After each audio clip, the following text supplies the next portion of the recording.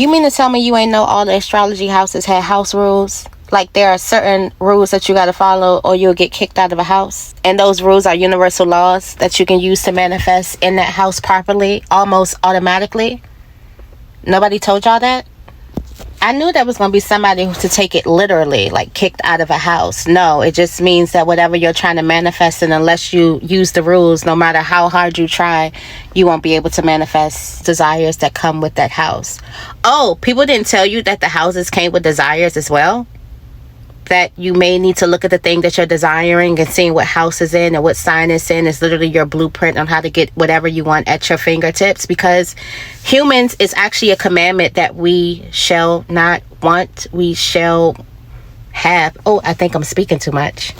And you want to think of these desires as the decorations, the home decor of each house. Each house would not be complete if it didn't have these type of decorations. Hence, your fifth house, romance. So if you are not attracting what you need in love, maybe you're not following that universal law in that house, and therefore you don't follow the rules. You don't eat. So let's say you want to use your first house to attract. You want to attract something based off of just being you. You want to have perks of pretty privilege. You want to have perks of just showing up in the room. You need to use the law of vibration and the law of mentalism. Everything starts from a thought. There's a need for you to reprogram your self-image. This will be you changing the way that you view yourself in your mind's eye, and therefore the world will mirror you. You keep on viewing yourself a certain type of way until someone answers to you, calls your name in your physical reality, and that's how you know that that law is working. And you'll be able to get whatever it is that you want just by simply being you. Pretty privilege, face card, glamour magic, beauty magic, all of this is in the first house. It's the first house of self-identity, how you see yourself versus how the world sees you. How you see yourself is normally going to be how the world sees you, okay? The law of vibration, the law of mentalism. Also, you want to use this law if you're trying to create a personal brand. If you're the face of your brand, you want to see yourself as the face. You want to see yourself of people seeing you and wanting you based off of how you look, what you do, all of that good stuff. That is what you want to see. You want to become that in your mind's eye. This is not rocket science. All you have to do is see yourself as being the brand. See yourself as people saying, oh my God, that person looks beautiful, or she's perfect, or her face is perfect for this energy, for this brand. And there you are. Also, there's a need for you to curate your personal brand. You may need to put your picture as your personal brand. If you're trying to work with this house, is you. People need to know your face, know your voice, know your style, smell your aura, all things about you. You need to push yourself out there, and then also do the universal laws. Start thinking of yourself as the face of a brand, as you actually just getting something by people just seeing you, thinking of you, all of that stuff. No work done here. None. It's all mental. So let's say you're trying to manifest in your second house, and a lot of people try to manifest here. This is the house of money, possessions, and values. The universal law that you're going to be working with here is the law of attraction and the law of compensation. Okay? The house rules is what you value values you back. When you appreciate what you have, more flows in. The manifestation tip here is gratitude journaling for money and possessions plus money affirmations. But the big thing here is you need to value what it is that you have. The things that you value is going to value you. So, and also the things that you appreciate is going to appreciate you. It's the law of attraction and the law of compensation here. So there is a need for you to value your possessions. In ways that you can value your possessions, you have to see what planet is in your second house and what zodiac sign is in your second house. And that is how you're going to get the blueprint and how you need to value a thing. Now, let's say you have Jupiter in your second house. You may need to really have fun with your money. That's how you're going to value your money. If you just make money and just invest it and it's all work and no play, and you have Jupiter in the second house, you are probably going to lose your money. Your money is meant to be enjoyed. You need to do some fun things. You need to do some things that you are going to get some type of fulfillment and you need to fill it, and it needs to be over the top. You may need to buy yourself something extravagant. You may need to go somewhere. You may need to travel. There's a need for you to experience your money and not let it be just all work and no play there, because Jupiter loves to have a ball. So let's say you want to use the third house of communication, learning, and networking. You want to use the law of correspondence and the law of cause and effects. The house rule here is your words create ripple effects. The way you speak and connect mirrors back in opportunities. So the way that you speak and the way that you connect with other people is going to mirror back in opportunities here.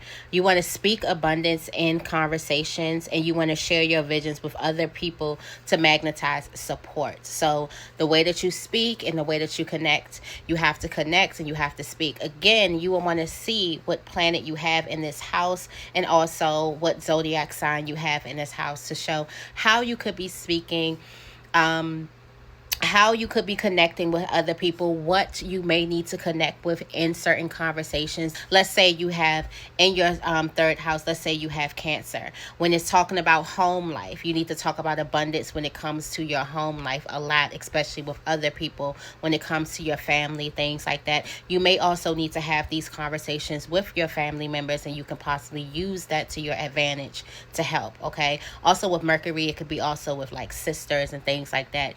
You having faith talking, basically talking in abundance with your sisters and things like that, that can get you to kind of manifest your dream desire, especially in these houses. So when trying to connect with the fourth house is the house of home, family, and emotional foundations. This is going to be the law of relativity and the law of oneness. The house rule here is every experience at home teaches you balance, and your inner foundation is linked with the collective. So this is you creating a sacred space at home. This is you meditating, clearing clutter, and you blessing your home for abundance. So you would want to create like a home ritual. How to do that, to get the esque and the flavor of that home ritual to be specific to you in your chart and what's definitely going to work with you on your blueprint. You would want to know the planet, and you would want to know the actual sign that something is in. Now, let's say that you have in your fourth house, you have Venus in your fourth house. You want to do something like have a ritual where you kind of create on Friday. Friday is Venus Day. You probably would want to bring in fresh flowers. Flowers does represent beauty. So you would want to bring in fresh flowers in your house to kind of have that type of ritual in your house. Also, when you're doing shadow work, you would want to go into the place in your fifth house and see what planet is in your fifth house. Let's say you have Mars. In your fourth house. Let's say you have Mars in your fourth house. Maybe there were a lot of arguments in your fourth house. You would want to kind of really, really work on effective communication, especially at home and especially with your family. A lot of those things that happened at home was a lot of the things that was going to help you learn lessons. That is the rules of that house. If you would like to manifest and in your house, in your home, in your family, you would have to follow those rules. If you're working with the fifth house is the house of creativity, joy, and romance. You're going to be working with the law of perpetual transmutation of energy and the law of inspired action. The house rule here is energy moves through play and joy. What you create brings reward. The manifestation tip here is to dance, paint, sing, create something fun, align joy with intention, and watch money flow. So this is the place where you kind of create a lot of fun. If you have Jupiter in this place, you want to do big dance movements, big things, big celebrations, lots of big things that you're doing, especially when they have something to do with like your creativity. It needs to be on a broad scale. Jupiter is very, very big. Okay, Jupiter is going to do things over the top. It needs to be over the top fun. Also, if you have something like, let's say you have Mercury or something in your house, you would want to do something that has a lot to do with voice. So you would want to sing a lot, sing relationship songs. That vibration of you singing the songs of the type of relationship that you want. You will also want to be careful here because you can manifest the opposite way too. So be mindful of the things that you do sing. If you're singing a lot of breakup songs and your relationships don't work out, it's because you are following that house rule. So let's say you're trying to manifest in your sixth house. The sixth house is the house of health, work, and daily service. Okay. The universal laws is going to be the law of rhythm and the law of cause and effect. The house rule in this house is your daily habits equal your destiny. Service and routine create consistent energy flow. The manifestation tip is going to be you building a small daily practice, gratitude, journaling, movement to magnetize success. Now, in this house, you are going to really, really want to show how you're able to give back. How you're able to give. Let's say you have Venus in this house. You got Venus in the sixth house. How are you going to be able to give? How are you going to be able to use the law of rhythm? How are you going to be able to create a daily practice? This could be so easy. Venus represents beauty. Create a daily beauty practice. There's something that you need to do every single day. The key with this house, the sixth house is very particular about every day, is you are what you do. You are your habits here. So if let's say you wash your face every day, something easy. Washing your face every day, this is your beauty routine. You can add something here. You can take something out. This is something that you do every day. This is how you're going to also manifest a lot of money. This is how you're going to also manifest work. So some of you guys, if you're looking for jobs and you're looking for something, there's something that needs to be tweaked in your daily routine. And you definitely need to go into the house and see the planet and see the sign and see what you need to tweak. And there's something that you need to do every single day. Okay? Okay, y'all, I'm back. I didn't leave y'all hanging. And also, if you're interested in the series, it's on my page, okay? But let's say you want to use the seventh house to manifest your desires and you want to work with this house to manifest. You're going to be using the universal laws of reflection and the universal law of polarity. The house rule here is partnerships are mirrors, and how you treat yourself sets the tone for how others treat you. The manifestation tip here was going to be for you to write love letters to yourself, heal self-worth, and attract better partnerships and wealth allies. Now, let's say you have Cancer in this house. You want to definitely focus your energy on your home life relationships, family, relationships with your parents, dear friends. The first initial identities that you put on yourself, you definitely want to work that house there, because your relationships are going to be mirroring to you. This is like the easiest house to work with, because we all are in relationship with someone. We all interact with somebody, so we all have a mirror. So you look at that mirror, you see exactly what's happening, what are they reflecting back to you, and you internalize that and you can work on it. You can better tailor this by looking to see what planet you have in your seventh house and what zodiac sign you have there. Okay? So if you want to use the eighth house to manifest, this is the house of sex, power, transformation, and shared resources.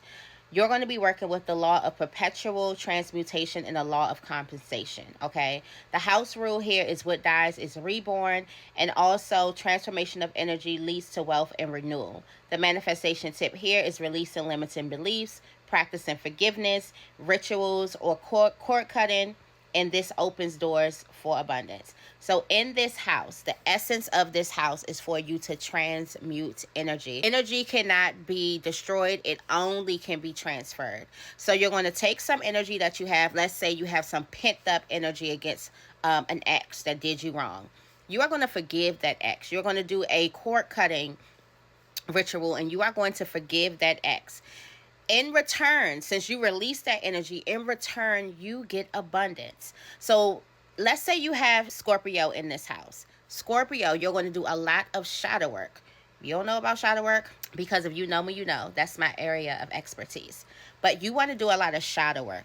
You want to heal limiting beliefs, all these doubts that you have about yourself, you're insecure, all of that. And let's say you have Cancer here as well. A lot of things happen in home. So you will have to heal a lot of things that happen in your home, a lot of things that happen in your family. Possibly this could be pathological energy. You can really go deep here, and this house is meant for you to go and dive deep, okay? First of all, if you have any placements in your ninth house, you lucky bastard, you are basically considered like God's favorite child. So you're a lucky bastard if you have any placements in your ninth house, period. But the ninth house is the house of travel, wisdom, higher learning, Also, most astrologers call it the house of God. It is that house that you are going to travel, study something new. It's the house of expansion. You are going to be working with the laws of expansion and the laws of relativity. The house rule here is the more you expand your mind, the more the universe expands opportunities. This is like a no-brainer here. The manifestation tip here is to study something new, travel, visualize your big picture dream life. Expansion equals manifestation. Now, let's say you have Virgo here.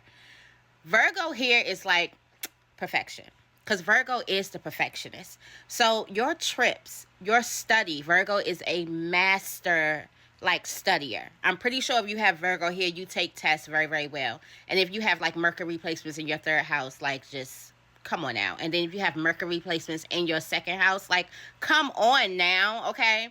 So if you have Virgo here, when you go to certain things, it's almost like you're going to pull certain information out of new places that you study, new areas of expertise. You're going to pull out the perfection of that, whatever it is that you're experiencing. So you can go to a place and you can start like a picture business by taking the best pictures, things like that.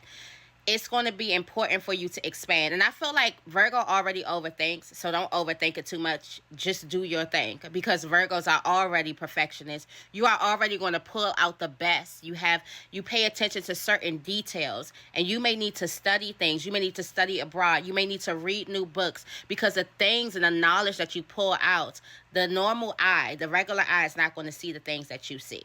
Okay? Okay, if you want to use the 10th house to manifest using universal laws, the 10th house is the house of career, public image, and legacy. Okay, you are going to be working with the universal laws, the law of cause and effect, and the law of success or persistence. The house rule here is going to be consistent action builds legacy. Your work leaves an energetic imprint on the world. The manifestation tip here is take aligned steps daily, create a vision board for work, career, legacy, act towards it, consistency. Perfect placement here. You'll be lucky if you have this here. Perfect placement here is Capricorn. Why is that here? Because Capricorn is the builder. Capricorn is going to understand like putting one block after another block, doing one thing every single day, consistency, things like that. If you have Capricorn here, you want to make sure that you are consistent. You don't need to do a bunch in one placement. It's not like a Sagittarius placement where you do a whole bunch. You can build something in a day. Capricorn really needs to be intrigued to do something every single day, but Capricorn needs to like put one brick down every day. So it could be an hour that you spend every day, 2 hours that you spend every day, hell, 30 minutes that you spend every day on something that's going to build a legacy. Capricorn teaches us how to build a legacy. So if you have Capricorn energy here, also a nice placement here is the sun, and that means that you're supposed to have fame. Your legacy is supposed to be witnessed by other people. You need to be on camera. You need to be doing stuff like this. You need to put yourself out there. Your legacy needs to be televised, okay? Your legacy needs to be witnessed by many people. But if you have Capricorn here, it's almost like written in your DNA to build a legacy. You just have to figure out what's going to keep you intrigued enough to place something there every day. Capricorn is work hard, play even harder, okay? All right, now, you want to use the 11th house to manifest using the universal laws. The 11th house is the house of community, groups, and innovation. The universal laws you're going to be using with this house is the law of oneness and the law of reciprocity. The house rule here is wealth comes through community and contribution. Give and you shall receive. The manifestation tip here is network with like-minded souls, share value in groups, and network becomes your net worth. Perfect placement here in your 11th house would be Libra. Libra is a master at building community. It is like second nature for Libra to build relationships here. In this house, you want to really work your relationships. It's how you could connect with other people. Also, a beautiful house placement here would be Gemini or a Mercury. Gemini or Mercury here would be you need to share your knowledge. People come around to listen to you speak. Whether you're teaching or whether you're telling a nice story or whether you're just funny, you can use your mouthpiece here if you have Mercury or you have Gemini placements here. Also, Virgo would do really, really well with storytelling in this 11th house, but how you connect with your community and how you are able to connect with the community to build wealth. That's going to be significant if you're trying to manifest in this 11th house. Okay, last but not least, you want to learn how to manifest using the 12th house, the house of spirituality, dreams, and subconscious. You're going to be using the universal laws, the law of divine oneness, and the law of vibration. The house rule here is everything is connected, and your inner vibration aligns with the unseen. The manifestation tip here is to use prayer, manifestation, dream journaling, or creative visualization to pull unseen blessings into the reality. I love this house. This is the house to show you exactly how you naturally manifest things, how you naturally bring things from the spiritual realm and bring them into the physical realm, how you align with the unseen thing so you can see it. So let's say you have Libra here. You're going to want to do big prayer groups. You're going to want to pray with other people, like-minded souls, okay? You're going to have people who have like great intentions for you. Go to like spiritual retreats. You can find a lot of like-minded souls when you go to spiritual retreats, or you go to places that you share common interests. And you want to meditate or pray with large groups of people, okay? If you have Cancer here, you want to do something with your family or do a lot of things in your house. You may need to have an altar or a prayer corner or a prayer room. You want to do that in your house. Your house could be the portal of manifestation for your dreams coming into reality. If you have Mercury here, Mercury, whether it's in Gemini, whether it's in Virgo, if you have Mercury here, okay, you want to speak things out into the world. The things that you say usually come to life if you were to pay attention to your life. I love this house, and I'm a deep dive here. Don't even worry about it. But that is just the gist if you want to use this universal law with this house.